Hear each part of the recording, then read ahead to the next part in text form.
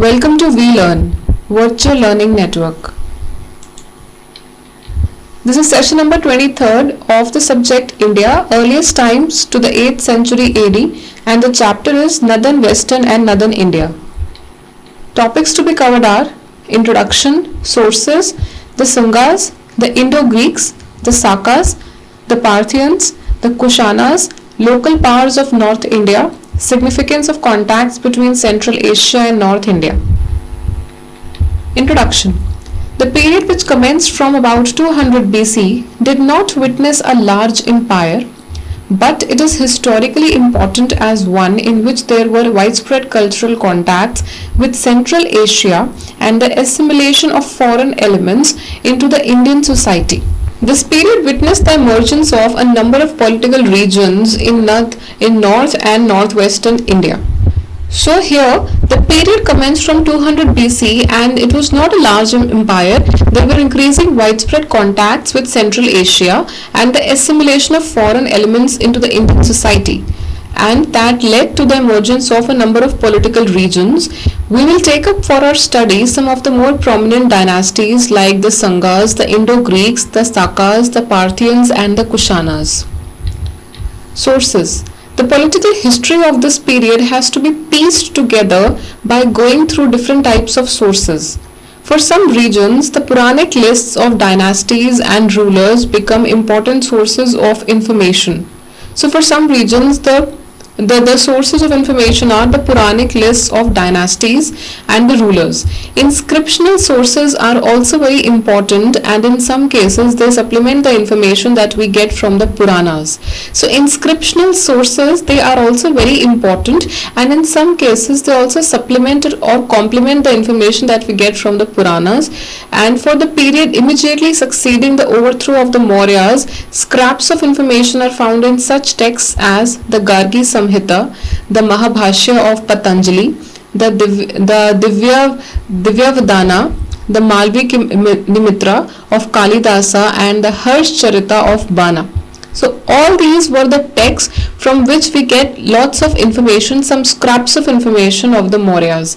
And also the Puranic lists of dynasties and rulers are also the important sources of information. The Sungas. The Sungas, a Brahmin family, possibly originally belonged to the region of Ujjain in western India. There they worked as officials under the Maurya kings. The founder of the Sanga dynasty was Pushyamitra Sanga, who according to tradition assassinated the last of the Maurya kings, Brihadratha, in 180 BC. So he assassinated the last of the Maurya kings. Pushyamitra assassinated Brihadratha in 180 BC. This is corroborated by Bana, the Sanskrit prose writer and court poet of Harshvardhana of Kannauj. Pushyamitra appears to have been a keen supporter of Brahmanism and is known to have undertaken the performance of the Aswamedha or horse sacrifice, a Vedic ritual symbolizing royal glory. So this is also corroborated by Bana, the Sanskrit prose writer and also the court poet of Harshvardhana of Kannauj. The Indo-Greeks. From about 200 BC, a series of movements across the northwestern borders of the Indian subcontinent took place. Among the first to cross the Hindu Kush were the Greeks, who ruled Bactria, south of the Oxus River in the area covered by North Afghanistan. Alexander's invasion in northwestern India did not result in Greece and India coming together in any significant manner. The mingling of the two cultures came about in the 2nd century BC through the Greek kings of Bactria, who moved into the northwest India and came to be called the Indo-Greeks.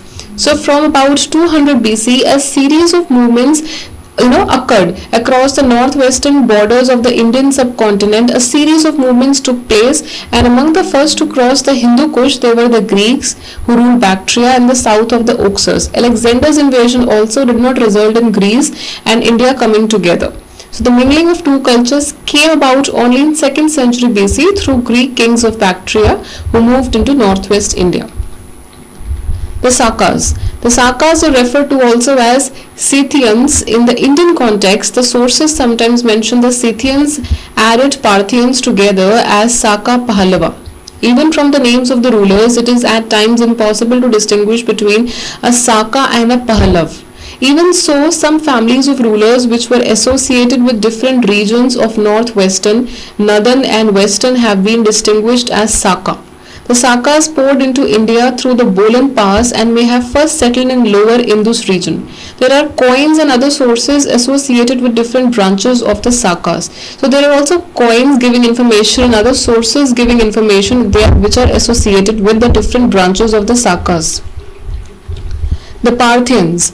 The Parthians originated in Iran, and families of Parthian rulers may have moved into Indo-Iranian borderlands and into northwestern India as representatives of Parthian rulers.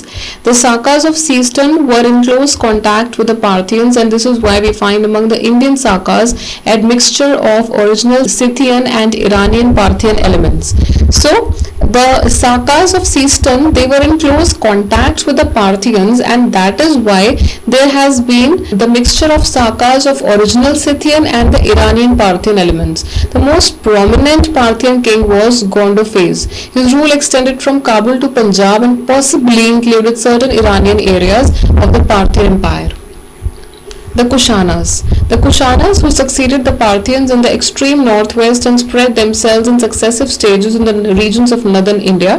The Kushanas are also referred to as Yuechis or Tocharians. They belong to one of the 5 clans of the Yuechi tribe. They were a nomadic people originally from the steppes of North Central Asia, living in the vicinity of China. They were responsible for ousting the Sakas in Bactria and also the Parthians in the Gandhara region. The Kushanas first consolidated territories beyond the Indian border.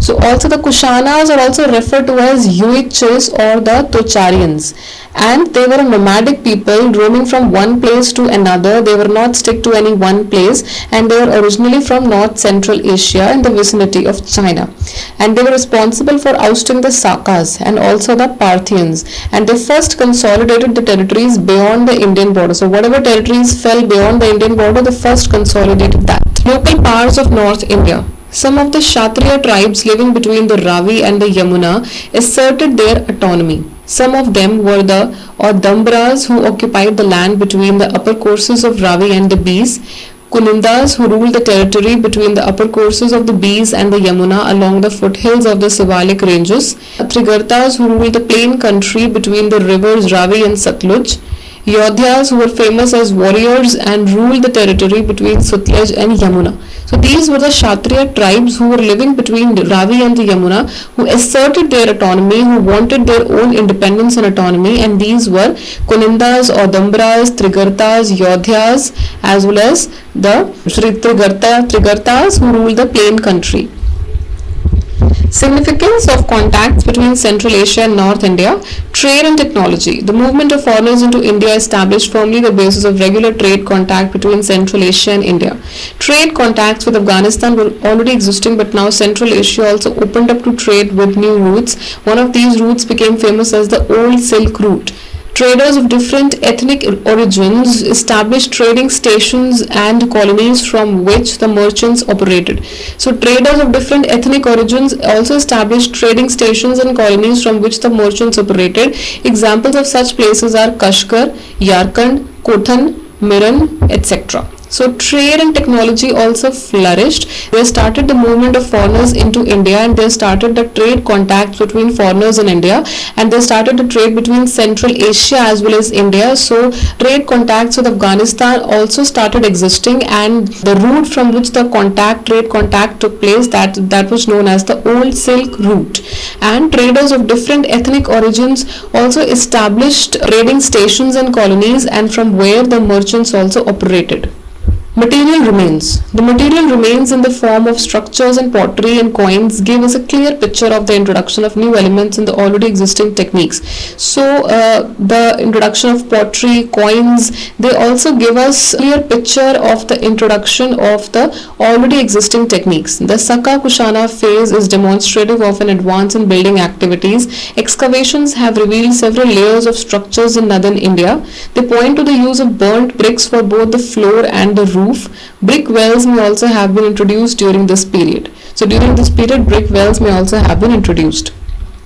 Polity. The Sakas and the Kushana put great emphasis on the notion of the divine origin of kingship. The Kushana kings were referred to as sons of God. This title may have been borrowed from the Chinese. They have sometimes used an Indian version of the Roman title Caesar. This was used to stress royal authority. Similar ideas are found in the work of the Brahmana lawgiver Manu. The Sakas had introduced the Satrapa system in the administrative setup.